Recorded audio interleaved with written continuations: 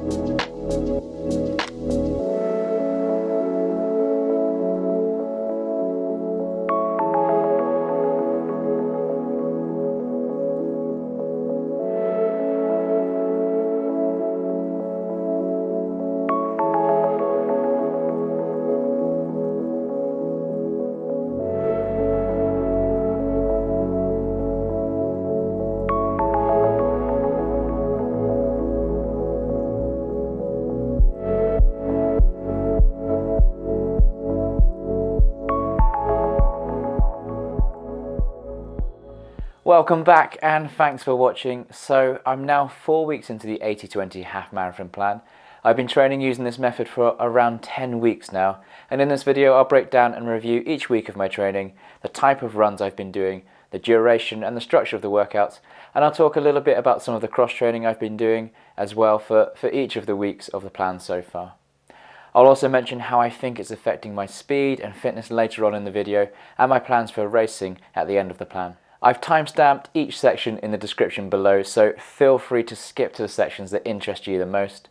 Right, let's get into it. Week 1, 21.75 miles, 3 hours and 7 minutes, 2,589 feet of elevation. The first week of the 80-20 half marathon plan eases you gently into the swing of things. I started the week with a 35-minute fast finish run, followed by a 30-minute foundation run.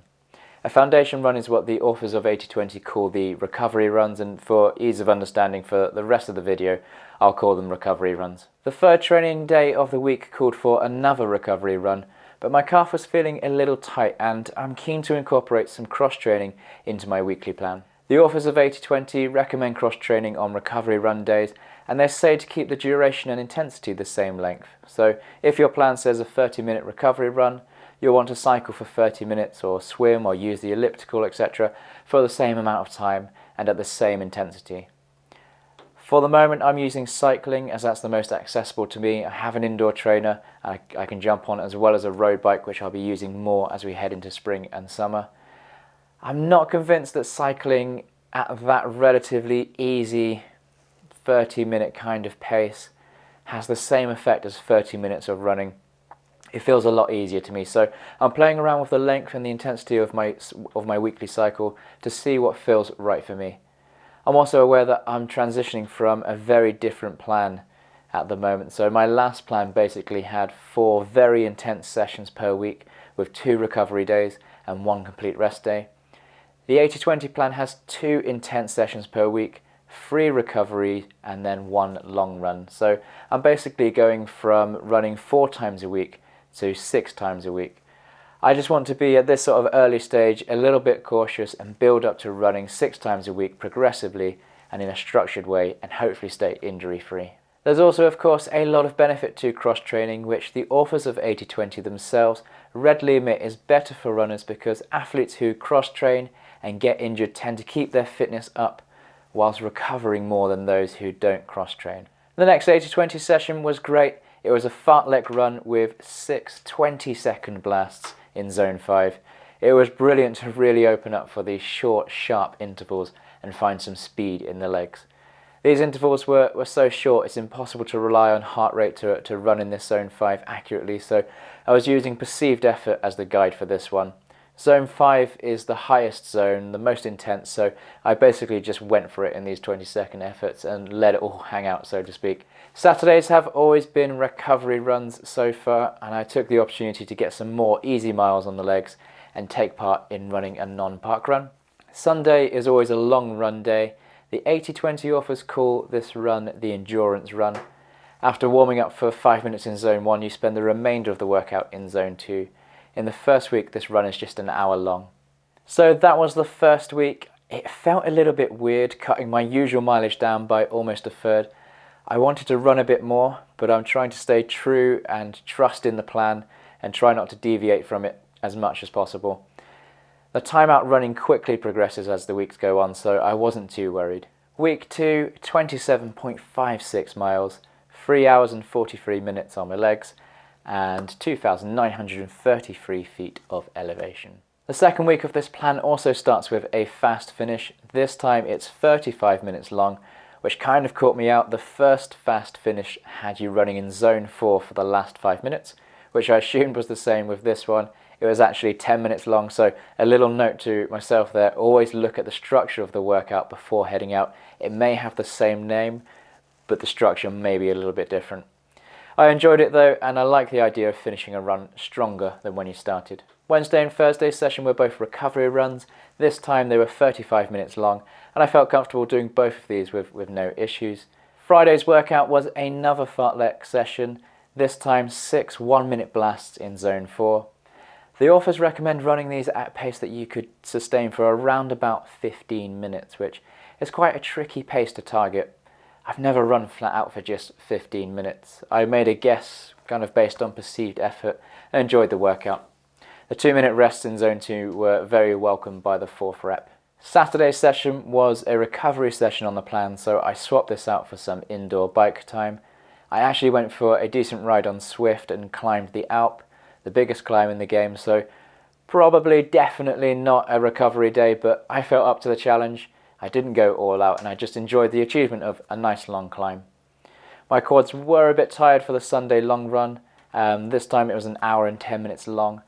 It was a decent run though, and I appreciated being out for that little bit longer than this Sunday. Week 3, 22.78 miles, 3 hours and 43 minutes, 3,005 feet of elevation. Every third week of the 80/20 half marathon plan is a recovery week, and this week did feel a little bit odd. I had barely started the plan and here I was recovering already. But looking back, I'm really glad I did it now. It just helped to reset the legs and get me prepared for the next week of running. I should also mention in this week I also started running a mile a day with primary aged children as part of their daily dash from this week onwards. So this is at a very relaxed pace for me. It's around a 9 to 10 minute mile. I was a little bit worried about adding a bit more mileage, even though it's only a mile, but I'm determined to stick as close as possible to the plan. That way I can evaluate it fairly when I look back over the training block after the peak race, and I can pinpoint the things that have worked well and the things that haven't with relative ease. But so far the extra mile a day has had a really positive impact. I feel looser in the middle of the day, almost as if recovery is just that little bit quicker for it, so I'll continue with it for now. And as a result of this, a weird thing that Training Peaks is now doing though on my calendar is recording the daily mile as my planned 80/20 run and flagging it as orange, which kind of means like incomplete. It still records my 80/20 run, but it just adds it as like this kind of grey additional workout. It's not a massive deal, but it would be nice somehow to switch these around. If you know that's possible, then let me know down in the comments. I've had a little play around and I can't figure it out. So the week started with a fartlek run which hit every zone from 1 to 4. It was what I would call a true fartlek run where you're playing around with different speeds. The next two sessions were 30-minute recovery runs. Not much to say here except that I'm enjoying running home from work, and I'm trail running a lot more, as I'm quite lucky to be able to run home along a country path, running alongside a really pretty river which pretty much takes me right up to my house. And as spring begins, that's been really lovely. Friday's session was a hill sprints workout, my first hill session of the 80-20 plan, and I loved it, of course. I always love running up the hills, and yeah, the steeper the better. These were a bit different to my usual hill repeat session. I typically do 10 by 1 minute repeats. This one was 8 by 30 seconds. It was an interesting workout. In some ways it made it harder to run very, very intensely for 30 seconds rather than a minute. I think I put a lot more effort into that shorter blast and was able to maintain form for just that little bit longer. It just so happened that Friday evening I also picked up my first ever road bike. It was all a little bit rushed, finishing work, driving an hour to the bike shop, getting back, warmed up and out the door. By the end of the hill sprint session, my right calf was feeling quite tight and painful. I didn't feel it on the hills at all during the sprints, but it wasn't happy near the end of the cool down, and I was a little bit worried about it, but some time on the foam roller and a bit of stretching soon sorted it out. And then I actually found that there was a bit of tightness in my right hamstring.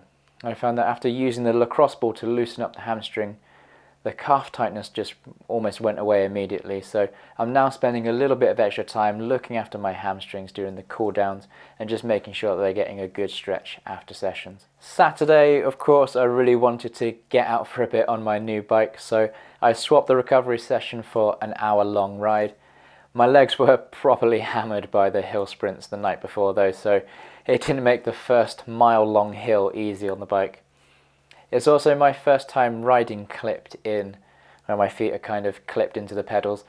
I won't go into it too much detail, but top tip, lean to the side of the unclipped foot as opposed to the one that's clipped in if you have to stop for traffic. My elbow is still sore from becoming close friends with the tarmac on that one.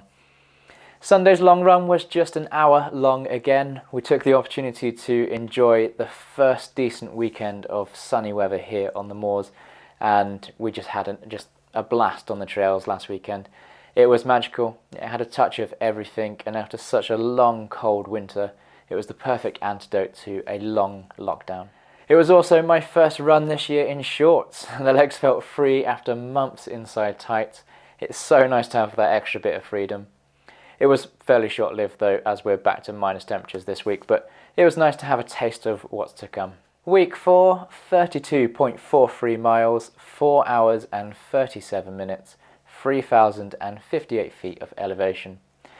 So finally we come to week 4, which I've just finished as I record now. I've just got back from an hour and 20-minute long run, which just felt amazing. My legs were feeling great, the cadence was really snappy, the moors were bathed in sunlight again, and it was just a great run. I stuck to the roads this week so I could keep the pace nice and consistent. The week started with something called a critical velocity run, where you have to run for 4-minute intervals at a pace you could sustain for about 30 minutes. This is a fair bit faster than my 10k pace, so I just kept that in the back of my mind. And actually they felt very familiar to the 4 by 1 kilometer intervals I used to do as part of my 5k training. 4 minutes doesn't sound like a long time, but at high intensity it really hurts after 2 or 3 reps. But it was nice running a session that felt quite familiar. The next 2 days were recovery sessions, this time 35 minutes long, then another fartlek session on Friday. This was a pretty tough session, I really enjoyed it. 8 by 1 minute intervals in zone 4, almost flat out really. Again, this session reminded me of the 10 by 400 meter repeats that I really used to enjoy in my old training program, so it was nice to run something quite familiar again. It felt great to really open up and just go for it. On Saturday, I swapped the recovery run for another ride. This week I was feeling a little bit more confident on the bike, so I went a little bit longer and a little bit further. No tarmac elbow meetings this week, which is always a bonus, and the legs felt more than recovered enough for today's long run. So after 4 weeks of the 80-20 half marathon plan, what have I noticed, what do I like, and what am I not so keen on at the moment? So overall, I'm really enjoying the 80-20 plan and the ethos that's behind all of the sessions. I'm really loving running 5 to 6 times a week. I love the recovery runs and the long runs where you're basically just kind of cruising at a low heart rate, keeping things easy and just enjoying the ride really. Because I'm not completely dying in these sessions, I've taken to listening to some podcasts. I'm not typically a big running to music person. I've always preferred the natural sounds around me to completely blocking things out as I run, but this is a little change for me that I'm quite enjoying. One of my favourite podcasts at the moment is Rich Rolls. His podcasts are always interesting and covers a diverse range of topics from superfoods to art and endurance training. I always come away from one of his podcasts with a little golden nugget to take forward into my own life. Now, to help stay connected with the outside world though, to hear the streams flowing and the cars coming from behind me and all that kind of thing, I've got these really great Aftershokz Air Bone Conduction headphones. If you haven't given bone conduction a try, I really recommend it. They're a bit of a revelation really. This particular model as well is so light that you can barely feel it, and the best thing is you can still hear the outside world as well as the audio really clearly. I'm also getting well used to running to heart rate now and can pretty confidently run to heart rate based on perceived effort for zones 1 and 2 without looking at my watch every 5 seconds, which was a bit of a worry when I started using this method. Now, I've just upgraded my heart rate monitor from the older generation of the Wahoo Tikka to the next, predominantly because my wife would like to start trying heart rate training as well, but she only has a wrist-based heart rate monitor. Which reminds me, occasionally on the recovery runs I've forgotten to pack my heart rate monitor, so I tried out using the wrist-based heart rate monitor on my watch. It's nowhere near as accurate, and I find with my wrists anyway, I really have to play with the tightness of the strap and get it in just the right position for it to be reliable. So just a side note, if you're thinking of trading to heart rate anytime soon, I'd definitely invest in a decent chest strap. I'm still enjoying the variety of workouts in the 80-20 plan, and I like the clear progression from one week to the next. In terms of my fitness on the 80-20 plan, the first thing I'm noticing is that staying consistently in zone 2 now feels a lot easier and my pace is picking up. So when I started 80-20 10 weeks ago, zone 2 would see my running at around an 8:30 minute mile, depending on the length of run and the elevation. I'm now running these zone 2 runs at around about an 8-minute mile, sometimes a little bit quicker, and my heart rate is staying in zone 2, which feels really good. Something is happening, my aerobic system is definitely adapting. I'm still a little concerned that my 5k pace is dropping off, but I've got to remind myself that I'm training for a different distance now and not let these things play on my mind too much. I think I was most concerned after the 6x1 minute intervals. They felt really tough and I was only managing about a 6-minute mile on average for each interval. But I have to remember that I was running on a trail, which is typically that little bit slower than the road, and it's not the flattest track in the world either, so well, that's what I'm telling myself at the moment anyway. Hopefully the speed isn't dropping off too much and I just have to keep reminding myself of the long-term goal of running another fast half marathon, and hopefully the longer term goal of running a sub 3 hour marathon this autumn. So far I'm encouraged with my fitness overall. I'm definitely not thinking of abandoning the plan and will continue with it and see it through until the end of May, where my peak race, the London Landmarks Half Marathon, was scheduled. Since my last 80-20 update, the London Landmarks team have decided to postpone the race until August. Where the race was originally at the end of May, it was always a bit of a gamble as to whether it would be allowed to go ahead, and with restrictions only just allowing mass participation events and hotel stays away in the weeks leading up to it, it was probably a good call. It does leave me with a bit of a hole in my calendar though. I've been scouring the web for half marathons around my area at the end of May and the beginning of June in the southwest, so far I've only found one, and it's a trail race called Race the Tide. I've actually ran the shorter distance at this event before, and it's a really great race. You literally run through an estuary partway through the run. It's a great experience, but not quite the fast, flat half I was hoping for. I could just plan out a fast, flattish route locally, but if at all possible, I'd really like to be at a race and get that race experience. So if you know of any events that I might have missed that are fairly nearby to me, let me know down in the comments. Or I don't know, do you think I should just sign up for the trail half and just go for it? Now, August 1st for the London Landmarks Half Marathon falls bang in the middle of my 18-week marathon plan. I haven't got all of the workouts scheduled on the calendar for that marathon plan just yet, so I'm not quite sure where the London Landmarks will fit into that training plan. I'll definitely be doing it though. It's a fantastic race with an amazing atmosphere, but I just may not be trying for a half marathon PB as originally intended. Nothing wrong with just enjoying the event though and soaking up the experience. So that brings me to the end of this update really. I hope your training is going well, and if you have any questions about 80/20 that I haven't covered in this video, then feel free to ask away in the comments. And let me know which events you're training towards and how it's going. It'd be great to hear of your journeys so far this year. Right, thank you for watching, and until the next one, be the best you.